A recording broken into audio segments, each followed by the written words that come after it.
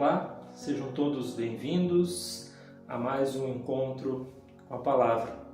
Que a graça e a paz do nosso Senhor Jesus Cristo estejam com todos. É sempre uma grande alegria poder participar aqui junto com os irmãos nesse espaço no nosso canal que é reservado para o aprendizado da Palavra de Deus.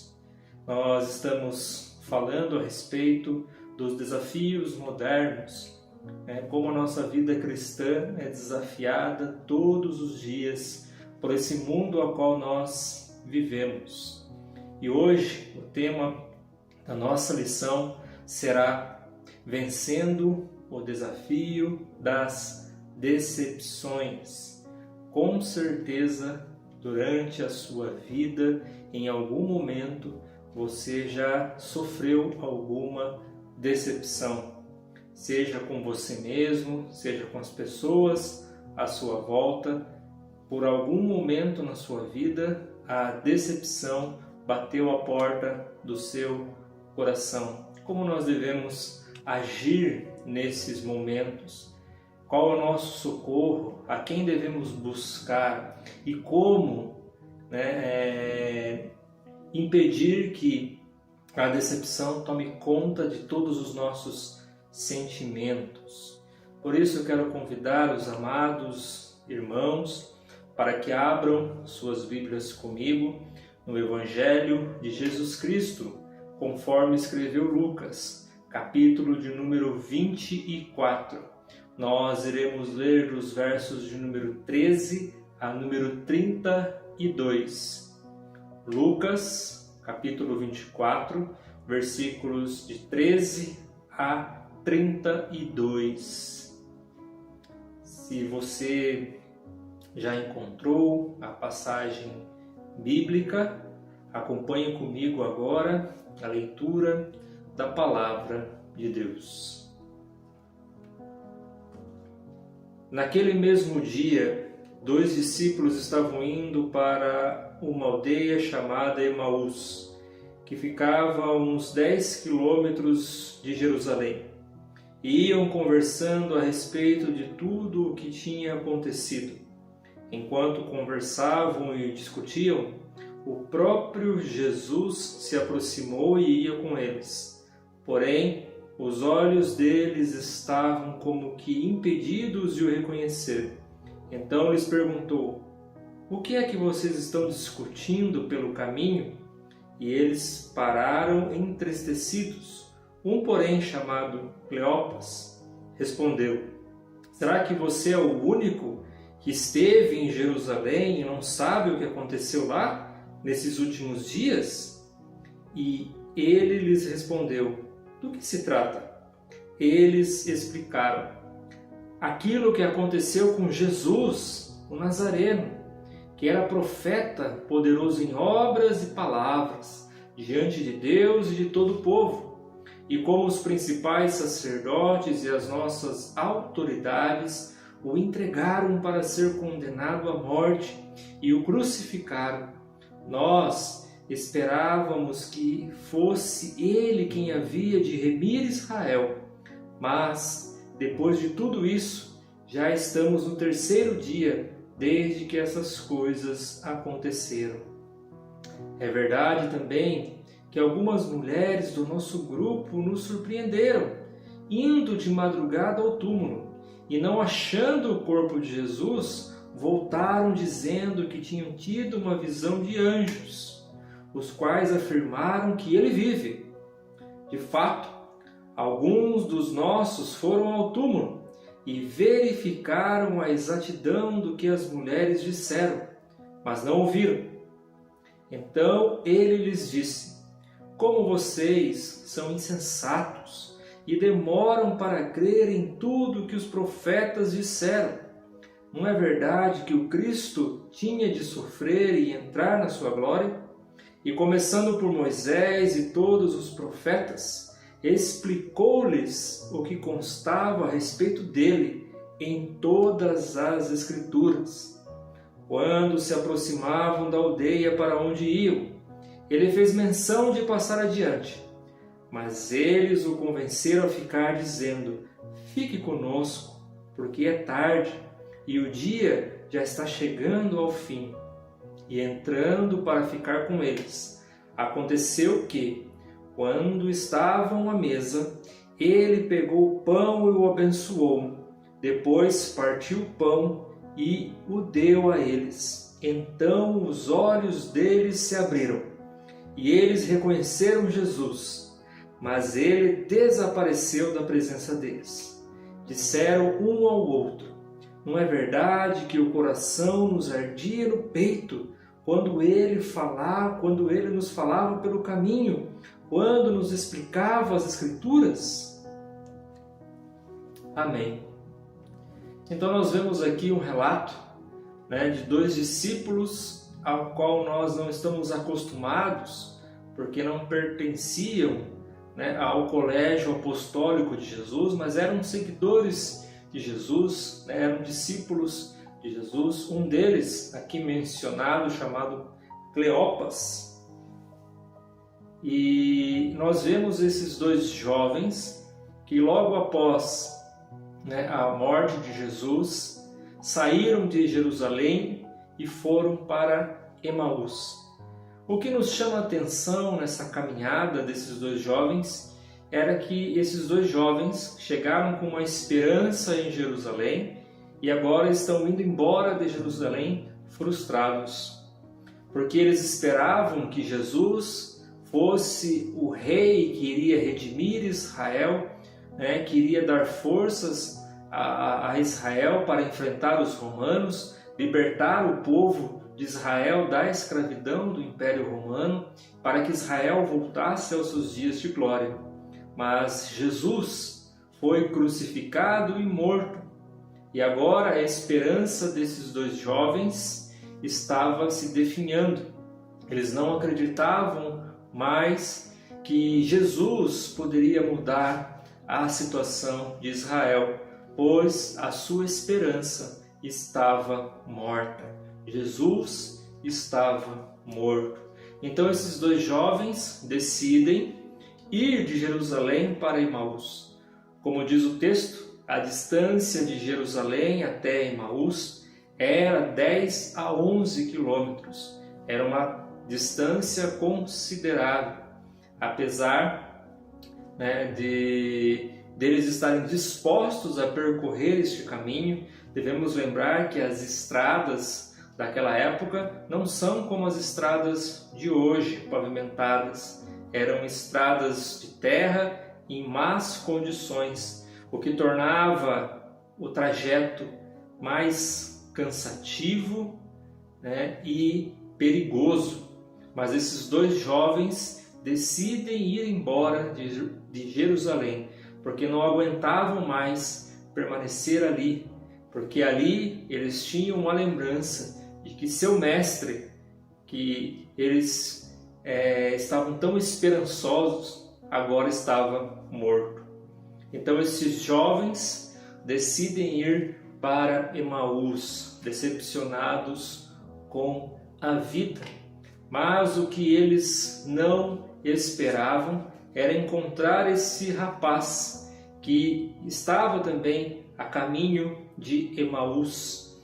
E esse homem pergunta para eles o que aconteceu, e eles prontamente dizem tudo o que aconteceu nos últimos dias em Jerusalém, como Jesus, que era um homem poderoso em obras e palavras diante de Deus, foi morto e sepultado, e que como a esperança deles agora já estava arruinada, já tinha acabado. E este rapaz os repreende, dizendo que eles eram insensatos e demoravam para crer. E esse rapaz começa a expor as Escrituras, desde da lei de Moisés e os profetas, falando a respeito do Cristo e de tudo o que deveria acontecer com Jesus Cristo.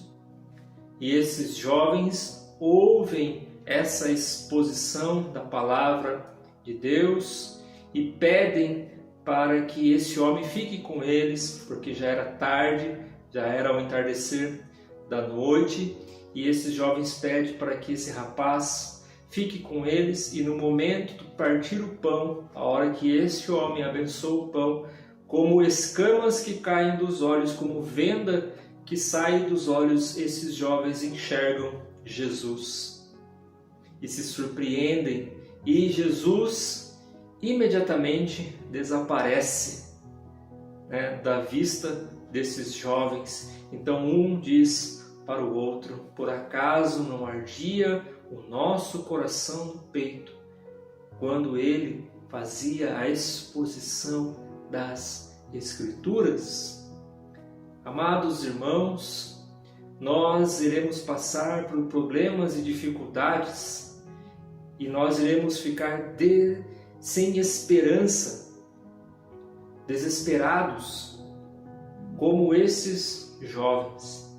E nós iremos fugir dos nossos problemas. Nós iremos esquecer tudo o que Deus diz sobre a sua palavra.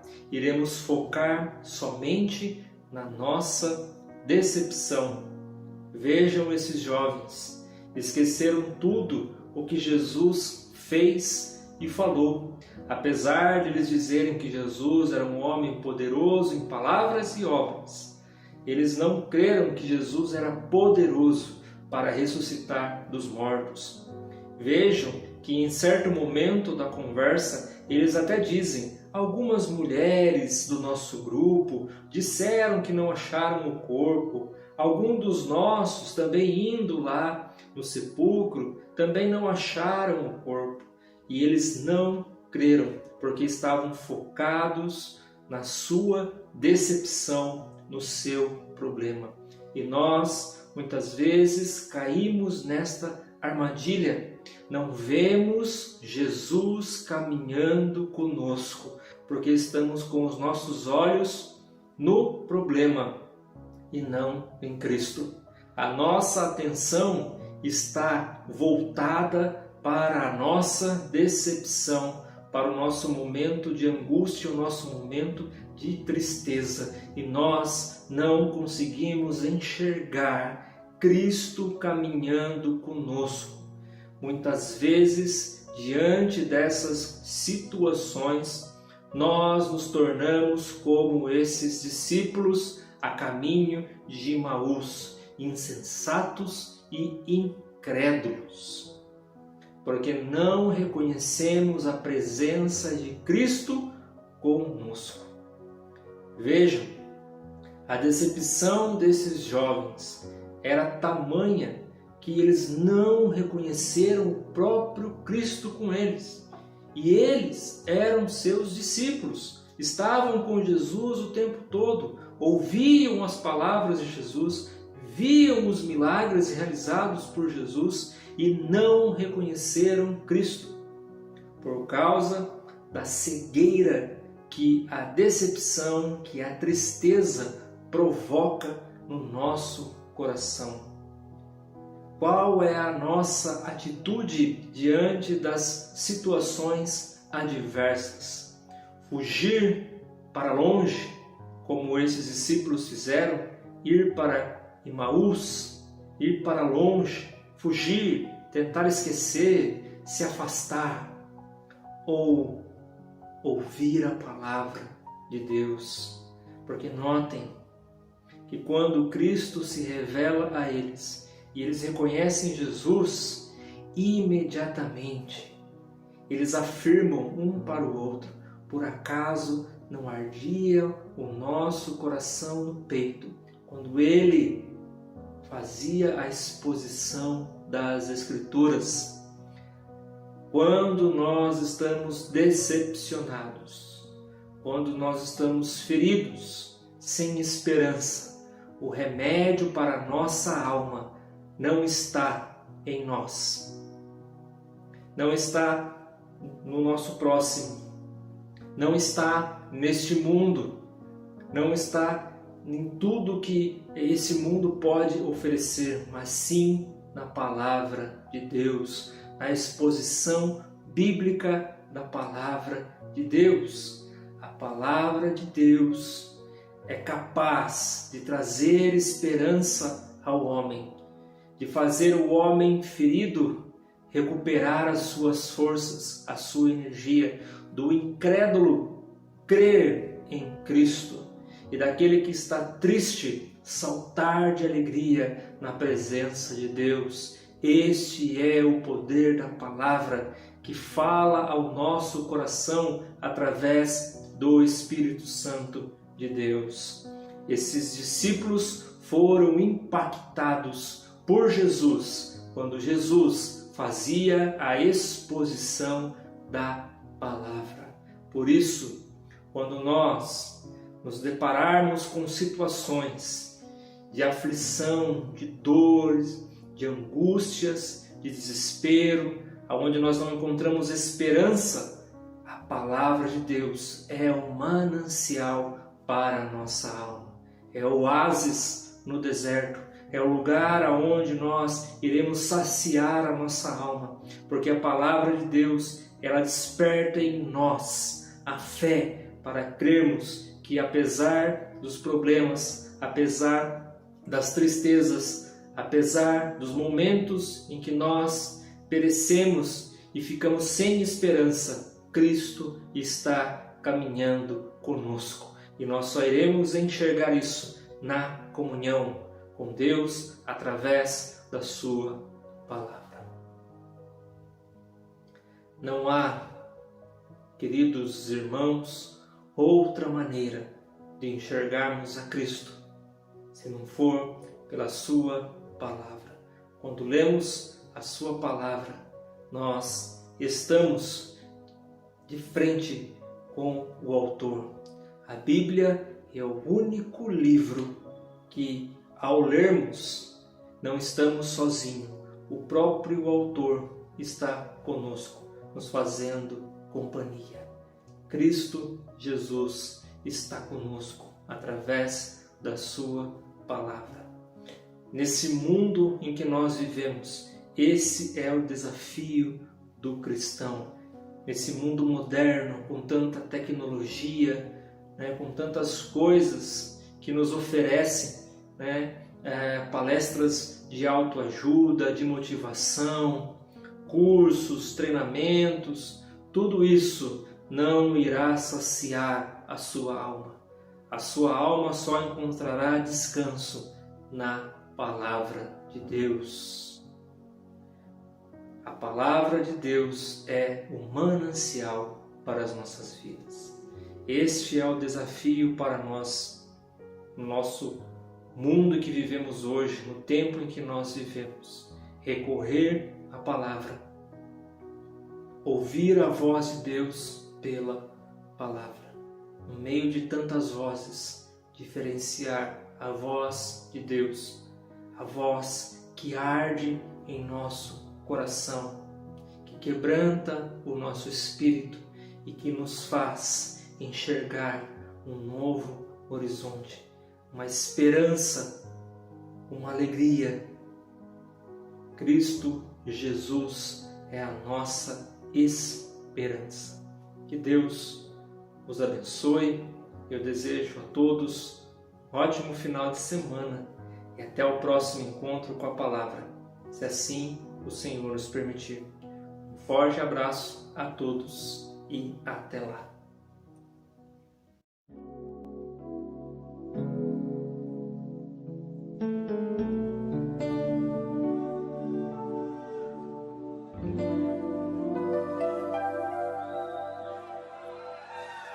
Tantas lutas, tantas dores num deserto, isso está, mas te entrego os meus temores. Sei que em ti, Senhor, posso confiar.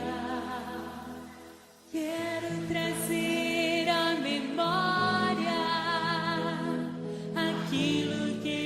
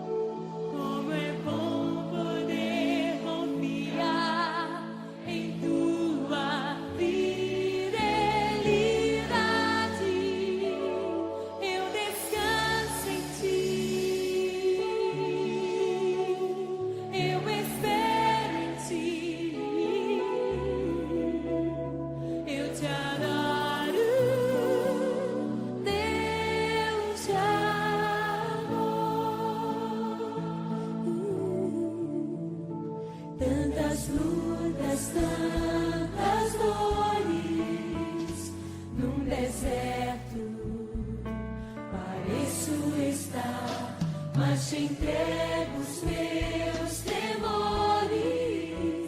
Sei que em ti, Senhor, posso confiar. Quero trazer